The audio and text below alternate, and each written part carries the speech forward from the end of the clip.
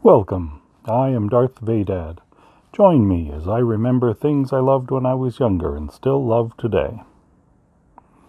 Aggravation, sorry, trouble, clue, parcheesi, checkers, chess, Scrabble, Othello, Chutes and Ladders, Mousetrap, Candyland, Life, Monopoly, Stratego, Risk.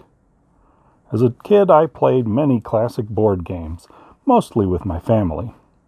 Today I want to talk about games I played that used actual boards as opposed to ones like Battleship or Connect 4, which used molded plastic to create a game environment, or dice and card games like Yahtzee or Uno.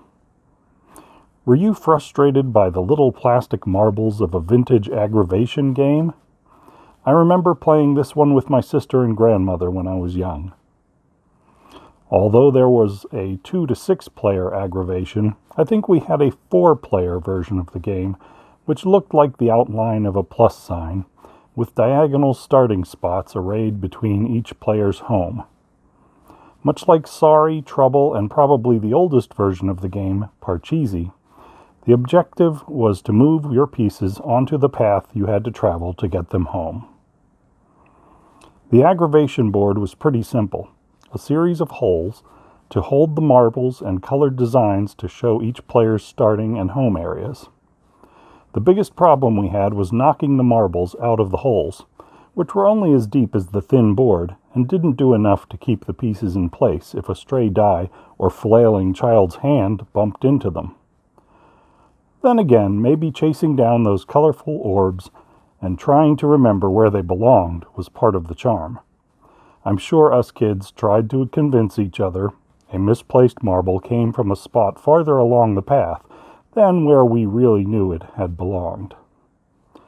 More people are probably familiar with Parcheesi based on a game from India. The ability to block your opponents from passing 2 of your pieces situated on one space added more of a strategic element. Then there was Trouble, with its annoyingly loud plastic popper dome that made for a truly different die-rolling experience. Its plastic pegs were at least more secure than the marbles of aggravation.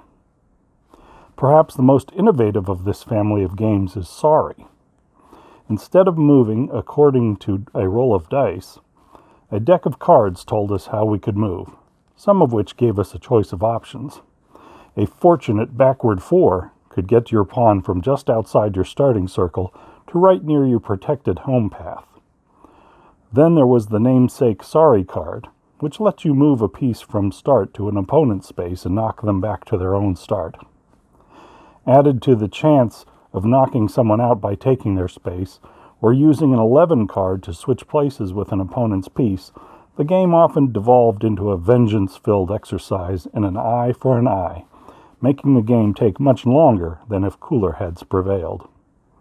Speaking of long games, Monopoly and the Game of Life were among the most entertaining or most dreaded, depending on how much time you wanted to spend indoors. Many a young player would forfeit if a rainy day turned sunny, or if they simply felt they were too far behind to have a chance at winning. In our extended family, my cousins and I spent years trying to dominate a Monopoly board during get-togethers on major holidays. It's been many more years since I've played the classic, because my wife absolutely hates it. I don't blame her. Pre-video game era kids could handle long games, at least part of the time. Now it's almost a chore to play Monopoly. Like the Parcheesi family, games such as Chutes and Ladders, Candyland, or Mousetrap depend more on chance than skill. Unless you're talking about the skill needed to set up that complicated mousetrap contraption that almost never gets the metal marble where it needs to go. More often than not, my sister and I would just set the rubber band-powered plastic device in motion over and over, rather than actually play the game. Clue was a much more mature game of chance, which at least fostered the ability to make guesses based on the process of elimination. Some games depend too much on skill. How many times did you try to get another kid to play checkers or Othello, only for them to go running away in terror? Or worse, did you spend countless hours learning chess, only to find out the only people who would play against you were far more seasoned veterans. I had better luck getting a game of Scrabble going, but even that was tricky once my usual opponents realized I was a kid who read a lot of books. As I got older, strategy games became much more enticing. My cousin and I went on a serious Stratego kick. It was a great two-player capture-the-flag game that required a mix of creativity, smarts, and luck. Then there was Risk and its little brother, Castle Risk, games that could get pretty heated when I played them against my fellow bored camp counselors. Of all these very different board games, there's one I remember seeing in stores, probably at Sears, but never getting. It was the Star Wars Escape from Death Star game, based on the original film in the famous franchise. Recently, the game has been put back on shelves, and my family got it for me. I finally opened the plastic wrapping last night, so I'm looking forward to playing it for the first time later today. With a nice little R2-D2 spinner, a board showing paths to get out of danger on the Death Star and into the Millennium Falcon, and player pieces featuring Luke, Leia, Han, and Chewie, it's exactly the game I should never have missed out on as a kid. It doesn't hurt that Hasbro added a Grand Moff Tarkin classic Kenner-style action figure to the package. Wish me luck. What was your favorite board game growing up, or one you still love today?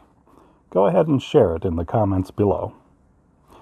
If you enjoyed this trip down memory lane, tap the like button and subscribe for more Darth Vadad videos, or consider joining my Patreon page at www.patreon.com/DarthVadad.